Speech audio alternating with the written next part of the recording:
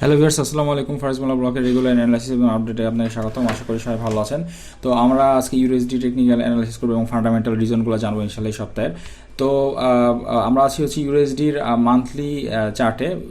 তো ইউএসডিতে আমরা মান্থলি চার্টে যেটা দেখতে পাচ্ছি সেটা হচ্ছে আমাদের ইউলো জোনগুলো হচ্ছে উইকলি সাপোর্ট রেজিস্ট্যান্স জোন এবং ব্ল্যাক হরিজন্টাল লাইনগুলো হচ্ছে ডেইলি সাপোর্ট রেজিস্ট্যান্স।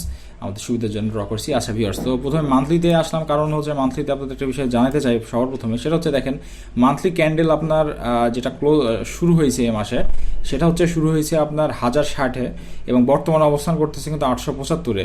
এটা বলা যায় যে মোটামুটি আপনার হচ্ছে প্রায় 300-250 পিপসের মতো, কিন্তু 220 বা 250 পিপসের মতো কিন্তু মার্কেট ডাউন হয়েছে মার্কেট ওপেনের পরেই। আমি একটা আমার নিজের দেখা দীর্ঘ 5-6 বছরের একটা অভিজ্ঞতা বলি ইউএসডি মার্কেটে, কারণ আমি প্রথম থেকে ইউএসডি মার্কেটে ট্রেড করি আর কি, একটা পেয়ার নেই।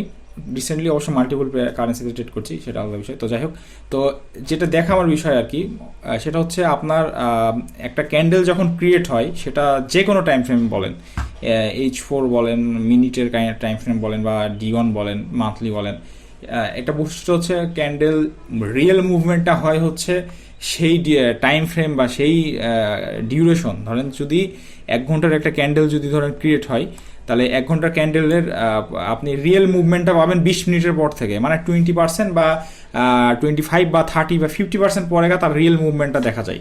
ইনিশিয়ালি কিন্তু রিয়েল মুভমেন্টটা প্রথমে দেখা যায় না। সেটা এভাবে উদাহরণ দিতে পারি যে ধরেন যে একটা ক্যান্ডেল এখানে ক্রিয়েট হলো, এখানে একটা ধরেন দোজি ছিল সাপোজ, তো এখানে একটা ক্যান্ডেল ধরেন যে ক্রিয়েট হচ্ছে, তো ক্রিয়েট হওয়ার পরে দেখা যাচ্ছে যে ক্যান্ডেলটা প্রথমে হচ্ছে কিন্তু বেয়ারিশ হচ্ছে, হ্যাঁ, এভাবে বেয়ারিশ হয়। তো বেয়ারিশ হওয়ার পরে আপনার যেটা দেখা যায় যে 20 মিনিট পার হয়ে যাওয়ার পর, মানে একটা H4 ক্যান্ডেল পার হয়ে যাওয়ার পরে বা আধা ঘন্টা পরে দেখা যায় যে ক্যান্ডেলটা তার রিয়েল যে মুভমেন্টটা, সে যে বুলিশ হতো, দেখা যায় যে সে এখানে একটা পিন বার ক্রিয়েট করে আপনার দেখা যাচ্ছে যেভাবে ক্যান্ডেলটা বুলিশ হয়ে যাচ্ছে। কিন্তু আপনার প্রথম যে 20 মিনিট, সেই 20 মিনিট কিন্তু আপনার হচ্ছে ক্যান্ডেলটা কিন্তু এই যে দেখেন এই পিন বারটার ভিতরে কিন্তু অবস্থান করছিল আর কি। তারপরে তার রিয়েল মুভমেন্টটা দেয়। এটা একটা বিষয় বললাম আর কি, যে ক্যান্ডেল স্টিকটা ঠিক ম্যাক্সিমাম টাইমে আমার বাস্তব অভিজ্ঞতা থেকে বলা আর কি, যে এরকম হয় আর কি। কিন্তু তো সেই হিসেবে যেটা যে জন্য বললাম আর কি, যে আপনার এই যে মান্থলি ক্যান্ডেলটা হয়েছে দেখেন, ক্রিয়েট হওয়ার পরে কিন্তু এটা বেয়ারিশ হয়ে যায়। এটা কিন্তু জাস্ট টেকনিক্যাল মানে সাইড থেকে বলতেছি আর কি, এখানে অন্য কোনো বিষয় নিয়ে আসবেন না, ফান্ডামেন্টাল অন্য কিছু বিষয়। তো দেখেন এখানে কিন্তু বেয়ার এসেছে, এখানে স্বাভাবিকভাবে কিন্তু হচ্ছে আজকে 8-9 তারিখ, প্রায় আজকের মাসের হচ্ছে ধরেন 30% টাইম কিন্তু চলে যাচ্ছে আর কি। এই সামনের সপ্তাহটা যদি শুরু হয়, শেষ হলে কিন্তু 50% টাইম চলে যাবে।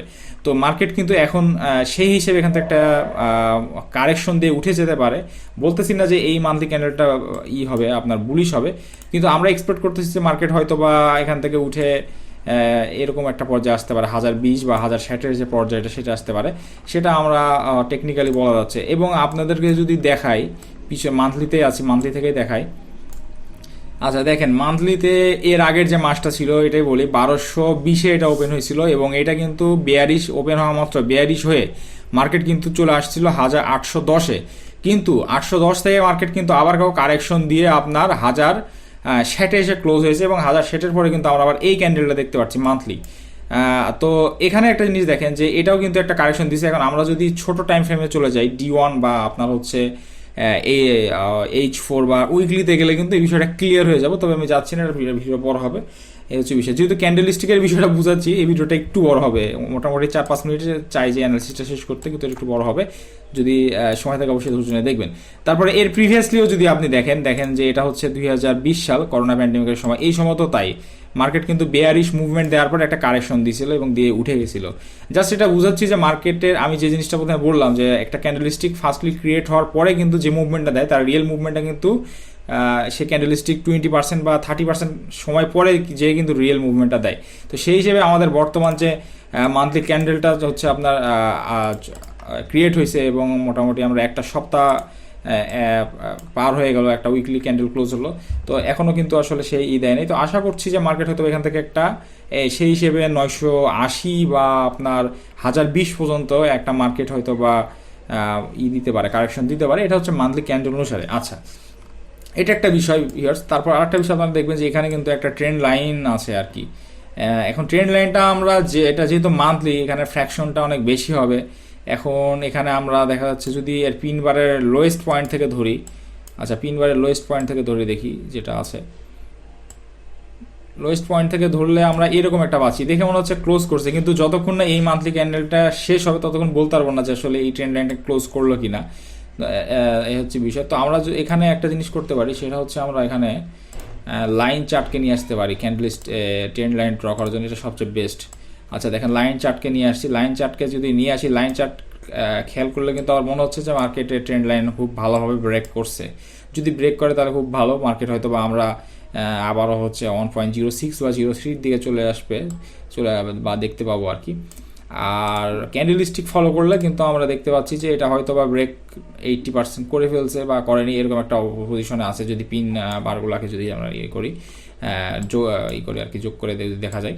তো এই অবস্থানে আছে। তো এই হিসেবে ট্রেন্ড লাইনটাও যদি কাউন্ট করি তাহলে কিন্তু মার্কেট নর্মালি একটা কারেকশন দেওয়ার কথা, যদিও বা ইউরো খুবই দুর্বল এবং ডলার মোটামুটি স্ট্রং অবস্থানে আছে। ফান্ডামেন্টালি যদি হিসাব করা যায় তাহলে কিন্তু মার্কেটকে হয়তো বা খুব সহজে আশা করা যায় যে 1.06 আসবে। কিন্তু একটা বিষয় হচ্ছে মার্কেট অবশ্যই কারেকশন দিয়ে যায়, ফান্ডামেন্টাল যতই স্ট্রং রিজন থাকুক মার্কেট অবশ্যই কারেকশন দিয়েই যাবে, কারণ এখানে অনেক বিষয় আছে কাজ করে। আচ্ছা এরপরে আমরা হচ্ছে চলে যাব একটু D1 বা H4 এর দিকে যাই। তো D1 H4 গেলে যেটা দেখতে পাবো সেটা হচ্ছে আমাদের উইকলি রেজিস্ট্যান্সের নিচে অবস্থান করতেছে মার্কেট, এবং নিচেই কিন্তু ক্লোজ হয়েছে মার্কেট 875-এ, যেটা কিনা আগের হচ্ছে আসলে লো একটা পয়েন্ট ছিল। এখানে আপনার লো পয়েন্ট ছিল, মানে সাপোর্ট হিসেবে কাজ করছে, এখন এটা হয়তো বা রেজিস্ট্যান্স হিসেবে কাজ করতে পারে এমনটাই ধারণা করা যাচ্ছে।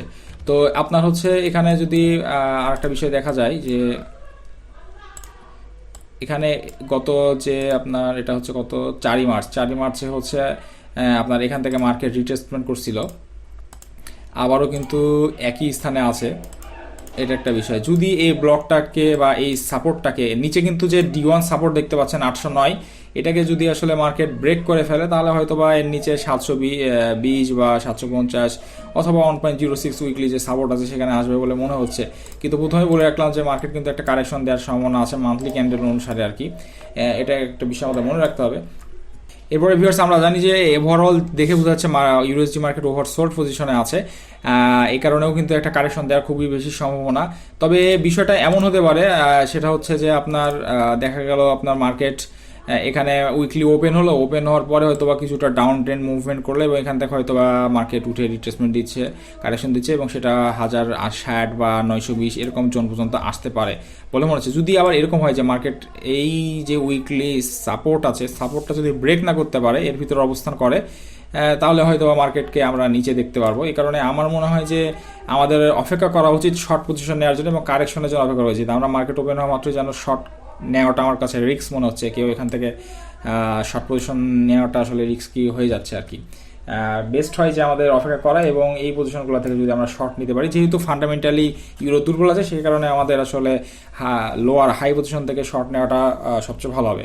আচ্ছা এটা হচ্ছে মোটামুটি কারেকশন হচ্ছে আমার দৃষ্টিভঙ্গিটা। এখন মার্কেট কারেকশন দিতে পারে, কারেকশন দেওয়ার পর আমরা শর্ট নিলে সবচেয়ে বেটার হয়, এটা হচ্ছে আমার একটা দৃষ্টিভঙ্গি। এবং আরেকটা বিষয় হচ্ছে হারমোনিক একটা প্যাটার্ন ক্রিয়েট হয়েছে, সেটা আমি ড্র করে রাখছি, কারণ এই ভিডিও অ্যানালাইসিস করা অবস্থায় ড্র করতে গেলে সময় লাগতো, তো এটা আগে ড্র করছি। আমি হারমোনিক প্যাটার্নের প্রতি অতটা স্পেশালিস্ট না এবং প্যাটার্ন অ্যানালাইসিস অতটা মানে আমি ভালো মতো পারি না আর কি, বেসিক্যালি ড্র করছি। দেখেন হয়তো যারা এই বিষয়টা এক্সপার্ট বুঝেন, যদি কেউ ভিডিওটা দেখেন অবশ্যই বলে জানাবেন কোনো ভুল হয়েছে কিনা। তো আমাদের হারমোনিক প্যাটার্নের রিটেসমেন্ট অনুযায়ী বা কারেকশন অনুযায়ীও কিন্তু মনে হচ্ছে যে 970 কিংবা ম্যাক্সিমামলি আপনার 1090 বা 1100 লেভেল পর্যন্ত হয়তো বা হারমোনিক প্যাটার্নের অনুসারে মার্কেটকে কারেকশন দেওয়ার সম্ভাবনাটা দেখা যাচ্ছে, এবং দেখা যাক যে আসলে এটা মার্কেট কি করে কিনা।